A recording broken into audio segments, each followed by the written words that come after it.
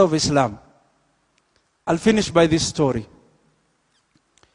Almost 5 years ago, I was invited to an iftar program in Mombasa that was done by the University of Nairobi students, Msauni Group, Muslim Association.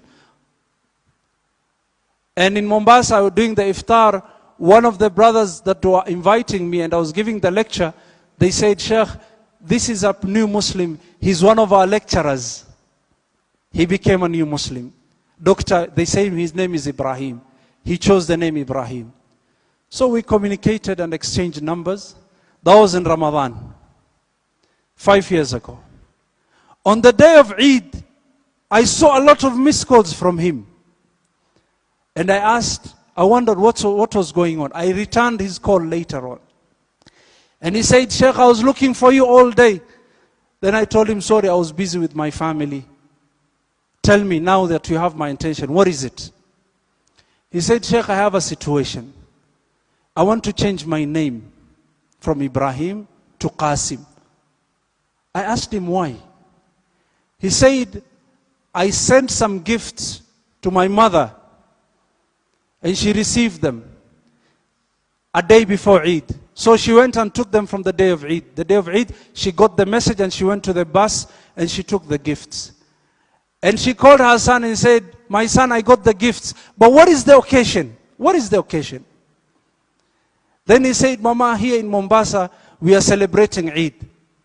And she said, what do you mean we? Are you a Muslim? The doctor said, I was afraid to lie because I'm a Muslim. I just told her the truth. I said, Mama, I'm a Muslim. And the mother asked, did you meet an Arab girl in the coast? That's why you became a Muslim. Then she said, no, Mama. I'm an educated person.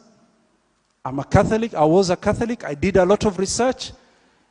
But this is something that I made. This is my choice. Then she asked, what is your name? Then she said, I chose the name Ibrahim. She said, no, you have to change it. You have to call yourself Qasim. And he said, I was shocked. I said, Mama, why? And she said, while I was carrying you in my stomach in 1982, when the Moi government was being overthrown, and those who know the history, they know of this incident, when there was a coup attempt that was being done by some of the Kenya Air Force forces, some in the Defense Department. They tried to overthrow the government of Moi. I was inside the town when that day happened, and people were being shot and guns and everywhere. And I was carrying you in my stomach. I was heavily pregnant. And then I met a Muslim. He took me in, and he protected me and kept me in his house. And he took care of me until everything was settled. There were no mobile phones. I could not call your father. There was a panic mode. Then later on, after everything was settled, he took me to the bus and paid my fare. And his name was Qasim. If you're going to be a Muslim, you have to be called Qasim. Takbir. Takbir. We don't know who this Qasim is. But what do we benefit from this? When you show good character, when you live with people in a good way, know that if someone is not going to become a Muslim, then at least he will not hate Islam and Muslimin. That is the benefit.